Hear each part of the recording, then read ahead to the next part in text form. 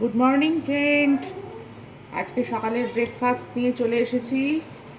Mayonnaise দিয়ে sandwich বানাচ্ছি, veg sandwich.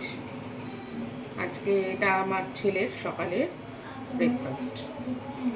তো প্রথমে মেয়োনিজটা এইভাবে লাগিয়ে দিতে হবে। লাগিয়ে দেওয়ার পর তারপরে এইভাবে শসা, পেঁয়াজ, টমেটো, গাজর এইভাবে দিয়ে তার সাথে